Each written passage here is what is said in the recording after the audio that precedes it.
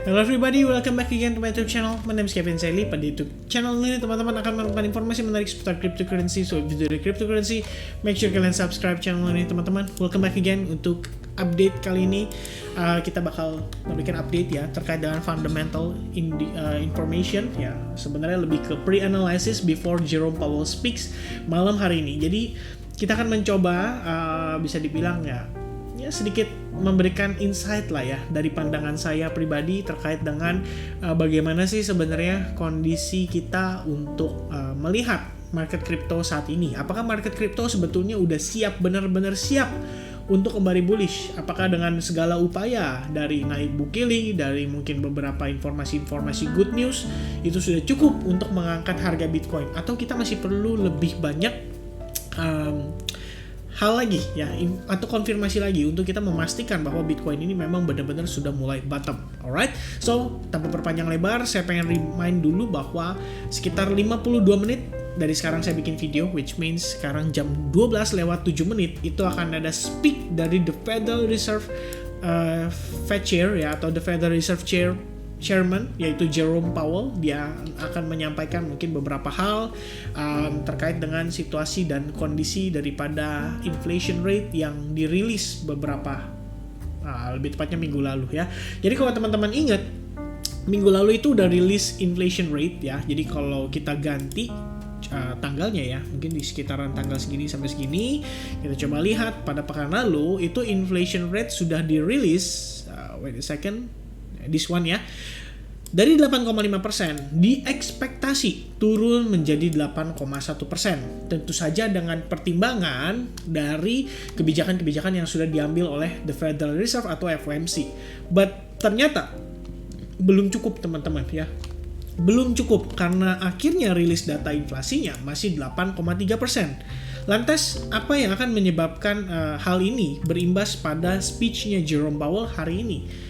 Mungkin dia bisa bilang seperti ini. Oke, teman-teman sekalian, seperti yang kita sudah tahu, inflasi Amerika Serikat telah mencapai angka tertingginya semenjak 40 tahun terakhir. Lalu kita sudah melakukan berbagai langkah untuk mengatasi inflasi atau kenaikan inflasi yang berlebihan, dan sudah kita naikkan juga suku bunga sebanyak 0,5%, akan tetapi ternyata tidak sesuai dengan harapan kita. Karena inflasi yang kita harapkan bisa ditekan 0,4% hanya turun menjadi 0,2%. Dalam arti saat ini inflasi kita diperkirakan seharusnya berada di angka 8,1%, jadi hanya 8,3%. Artinya tetap tinggi, dan saya rasa upaya kita belum cukup dan kita masih harus meningkatkan lagi kinerja dan juga kebijakan yang akan diambil oleh the Federal Reserve ke depannya untuk menekan nilai inflasi atau angka inflasi. Dan oleh karena itu, jikalau ke depannya kita akan menaikkan suku bunga menjadi 0,75% dalam sekali kenaikan, tolong jangan panik, karena itu adalah soft landing. Mungkin dia akan ngomong kayak gitu, tapi kita nggak tahu teman-teman, karena 49 menit lagi cuman dia dan Tuhan yang tahu beserta dengan jajaran FOMC ya. Kalau misalkan demikian dia berkata seperti itu, tentu saja akan menyebabkan market menjadi panik, karena seperti yang kita ketahui teman-teman, GDP juga perlu diperbaiki, dan ya ini adalah situasi yang terus terang tidak begitu baik ya pada kondisi daripada Amerika Serikat saat ini ya. Dan tentu saja saya sempat memberikan informasi fundamental analysis atau pre-analysis ini melalui grup Telegram. Jadi make sure kalau kalian mau bergabung, ada grup Telegram, caranya tinggal klik link di deskripsi aja. Di situ ada grup Telegram free, kalian bisa bergabung, dan saya sempat berikan update juga di sana terkait dengan pandangan kita ya soal fundamental analysis. Jadi intinya teman-teman, saya menyampaikan bahwa kalau dinilai dari segi pergerakan Bitcoin, kan ini yang jadi pertanyaan kita. Ini udah mulai bottom belum sih gitu loh, ya kan? Karena ini udah mencapai area tempat Bitcoin itu mulai terkonsolidasi seperti tahun lalu ya. Cuma bedanya kalau kalian perhatikan tail candle Bitcoin tahun lalu itu di $30.000. Lalu dia rebound, close-nya di $36.000 lebih kurang. Nah kalau tahun ini sedikit berbeda, akan tetapi polanya mirip guys ya. Setelah kita lihat market dump flash crash ya, kalau kali ini disebabkan oleh Terra Luna sendiri ya, kemarin yang kita tahu beberapa terakhir ya itu menyebabkan kondisi cukup tertekan. Nah lalu market mulai sideways ya, membentuk range di kisaran area $30.000. Maka jadi pertanyaan juga bagi kita, apakah kali ini Bitcoin akan mengulangi pergerakan yang sama dan secara sejarah dia akan membentuk semacam base lagi di kisaran level $30.000. Nah, ini sebenarnya menjadi pertanyaan kita. Sama-sama menjadi pertanyaan semua orang. Apakah Bitcoin sudah mulai menunjukkan potensi bottomnya dan bisa reversal dari area ini? Nah, terus terang, berdasarkan analisis fundamental yang saya pribadi lakukan, kita harus tahu juga situasi dari Amerika Serikat. Secara makroekonomi, terutama dari negeri Paman Sam, menunjukkan situasi yang kurang begitu baik. Ya, tadi saya update sekitar jam 3:30 sore, saya menyatakan juga bahwa Nasdaq Composite terkoreksi cukup signifikan dan berusaha maintain harga melawan QT atau quantitative tightening yang dieksekusi oleh the Federal Reserve. Jika kita melihat dari historical data, tampaknya kita masih jauh dari selesai dalam upaya the Fed dalam mengatasi inflasi dengan menaikkan suku bunga. Jadi perbandingan gapnya lumayan ya. Ini saya sedikit sharing ke teman-teman. Jadi ini adalah grafik atau chart daripada suku bunga the Federal Reserve. Jadi kalau misalkan berdasarkan effective federal funds rate ya, which means saat ini walaupun sudah dinyatakan kita sudah sama-sama tahu lah ya. Oke, ini nggak kelihatan ya kayaknya dari segi chartnya ya. Saya coba geser dulu teman-teman biar bisa lihat lebih clear. Oke. Nah, harusnya udah kelihatan ya. Nah, jadi gini, kalau misalkan dari dari sisi suku bunganya sendiri, walaupun sudah di-announce ya, di angka 1%, itu kenaikannya kan berproses teman-teman. Dia nggak bisa langsung, oke, kita tetapkan suku bunga di angka 1%, terus langsung naik jadi 1. Enggak, ya. Dia berproses. Day by day, dia akan naikin pelan-pelan ya, dari 0,09, terus pelan-pelan dia naikin di bulan Maret, jadi 0,25, lalu di tanggal 1 April, ini per efektif 1 April, which means bulan Mei harusnya kan udah di 1% ya. Jadi mungkin dia naik sampai 0,75 dan lain sebagainya. Kalau kita perhatikan, ini saya tambahkan dengan comparison chart daripada si United States inflation rate ya. Saya ubah dulu jadi regular ya. Nih kalau kalian lihat ya, pahami dulu ya, yang warna biru itu adalah suku bunganya ya. Pada saat kisaran 2000 ini 1981 guys ya, itu suku bunga Amerika Serikat berada di angka 19% dengan inflasi di 9%.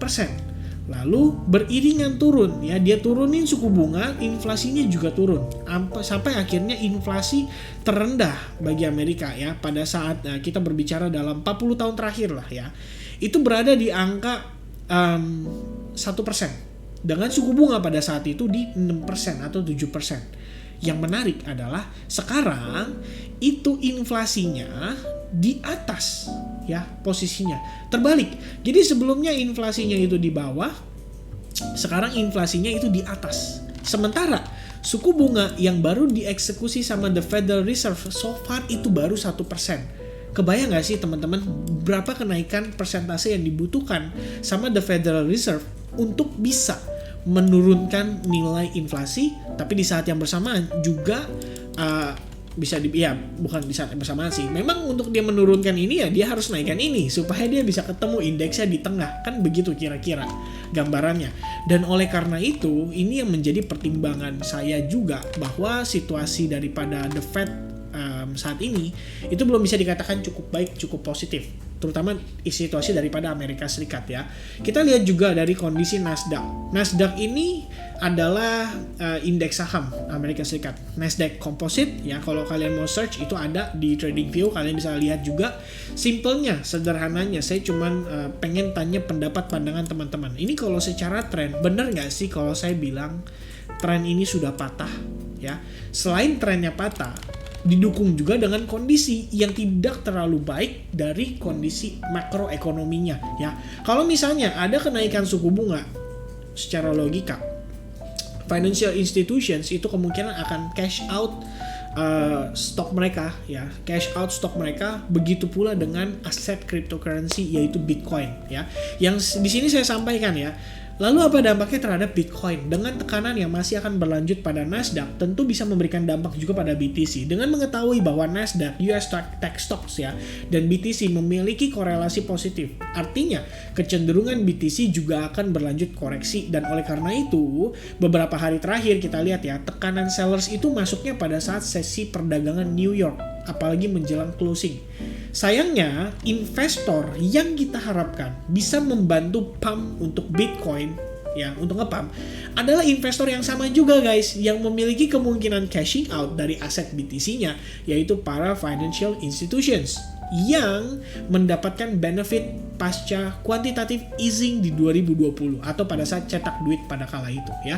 Nah, dengan memahami secara fundamental kemungkinan BTC untuk habis terkoreksi itu terus terang masih belum selesai. Yang pasti adalah kita sebagai investor masih harus waspada. Untuk itu DCA harus proceed dengan lebih berhati-hati, which means kalau teman-teman nonton video Bitcoin terakhir saya udah sharing ya, saya juga ada lakukan DCA. Well, hanya sekitar 15% aset alokasi saya yang saya mulai ya istilahnya akumulasi lah di Bitcoin ya. Dari 100% perencanaan itu yang masuk baru 10% sama 15%. Jadi lebih kurang baru 25%. Karena saya juga masih expect harga bisa lebih murah. Cuman pribadi teman-teman gak ada yang tahu ya. All I know is there's a possibility for market to rebound fast, and tugas kita as trader or investor adalah dengan mengantisipasi hal tersebut dan mempersiapkan plan before kita eksekusinya ya. Jadi ya sedikit banyak sebenarnya ini sih info penting atau update penting yang saya pengen sharingkan sama teman-teman. Secara sederhana pemahamannya adalah dengan kondisi gap yang begitu signifikan ini bahkan tertingginya, gap terparahnya dalam sejarah loh ya. Dalam arti kenapa bisa dikatakan parah? Ya ini kan juga lumayan parah kok, lumayan gapnya lumayan panjang. Oke, tapi pada kala itu masalahnya adalah suku bunganya yang di atas, inflasinya yang di bawah. Sekarang terbalik, inflasinya yang di atas, suku bunganya yang di bawah. Nah ini menjadi problem tentu saja. Kenapa? Karena kalau misalkan mereka memutuskan untuk menaikkan suku bunga, berarti kan tujuannya adalah menarik balik dolar. Dan The Fed sendiri yang sebelumnya sudah mengeluarkan bisa dibilang membeli surat utang daripada perbankan. Kan The Fed cetak duit, dia perlu distribusiin dong duitnya itu. Dan distribusinya itu kan melalui financial institutions, banking, maybe hedge fund yang mau beli surat utangnya mereka. Sama aja kayak kita beli obligasi gitu ya istilahnya. Dan setelah beli surat utang, ya udah. Sekarang dia nggak mau beli lagi surat utangnya, dia nggak mau edarkan duit lagi, dia malah mau tarik balik ya. Setelah surat utang yang mungkin sudah jatuh tempo ya kan, kita tahu ya US 10-year treasury yield dan kawan-kawannya ya, atau bond dan lain-lain gitu ya. Ada yang 3 tahun, ada yang 5 tahun, 3 years, 5 years ya kalau nggak salah. Nah itu yang udah mulai jatuh tempo. Oke, kita nggak bakal perpanjang lagi. Sorry, karena kita butuh tarik balik duit untuk mengatasi inflasi. Kalau tarik balik duit terjadi, berarti cash flow di market dan perbankan sendiri itu juga harus mulai cashing out. Karena kenapa? Karena dia harus ngembaliin duitnya. Istilahnya ke the Federal Reserve yang istilahnya ya dipinjam. Makanya namanya udah surat utang ya, kita bilangnya begitu. Bonds itu surat utang. Nah itulah kira-kira ya situasi yang terjadi saat ini. Dan tentu saja ini sifatnya spekulasi. Saya nggak tahu pasti Jerome Powell tonight atau lebih tepatnya 39 menit dari sekarang akan ngomong apa.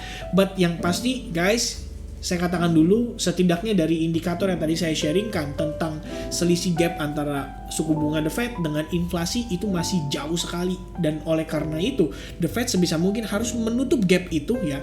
Bukan menutup gap sih, lebih tepatnya menurunkan inflasinya tapi dengan cara menaikkan suku bunganya ya. Itu kira-kira gambaran yang bisa saya sharingkan. Semoga kiranya video update ini bisa kembali memberikan manfaat buat teman-teman. Tentu saja ini adalah mungkin update ya beberapa kali yang sudah saya remind terus-menerus di dalam YouTube channel saya. Ya saya nggak tahu sih teman-teman yang lain ya, mungkin kalau Koryo kan ada sharing juga pastinya seputar fundamental seperti ini. Cuma kalau misalnya kita bilang channel-channel kripto lainnya, saya belum tahu apakah ada yang ngebahas juga tentang resesi ekonomi ini. Karena kita perlu pahami juga ya, dalam arti untuk kita ngomong market kripto untuk bisa ngepump itu butuh duit, dan duitnya nggak sedikit, itu duitnya banyak. Permasalahannya adalah duitnya sekarang dari mana? kalau duitnya aja ditarik-tarikin. Ibaratnya kan begitu. Investor juga pasti memahami situasi ini dan mereka mungkin akan berpikir 2-3 kali before mereka start untuk melakukan akumulasi ya. Makanya nggak tahu sih belakangan jarang banget ngedenger tuh yang namanya nge-tweet dari kayak Michael Saylor lah, start accumulating Bitcoin. Elon Musk ya yang dulu lumayan viral-viralnya nge-pump Bitcoin ya, sekarang juga udah mulai jarang. Plus salah satu jagoan kita yang bisa nge-pump Bitcoin ya udah kena scam ya, bukan scam sih, kena ya kepleset lah teman-teman ya, alias si dukun. Oke? Nah, jadi itu yang perlu kita pertimbangkan saat ini. Hopefully market will be kind for us ya. Hopefully Jerome Powell nanti nggak usah jangan terlalu keras lah ya, Pak Jerome ya, Om Jerome, tolong agak lebih santai sedikit ya, supaya mungkin market crypto bisa dikasih napas dulu ya. But overall that's it teman-teman, informasi yang bisa saya sharingkan. Hopefully you guys can prepare ya for whatever yang bakal terjadi. Kita bisa prepare dulu dari sekarang. Stay safe, jangan terlalu over trade, jangan terlalu over accumulate ya. Yakinkan diri aja bahwa ya safety much better daripada kalian mengejar profit ya yang berujung pada nyangkut. Oke? Itu aja mungkin sedikit pesan dari saya terakhir. Thank you very much for watching this video. Nanti kita update lagi untuk Bitcoin-nya after Jerome Powell speak. God bless everyone. Cheers and have a nice day. Have a nice day. Have a nice day. Cheers.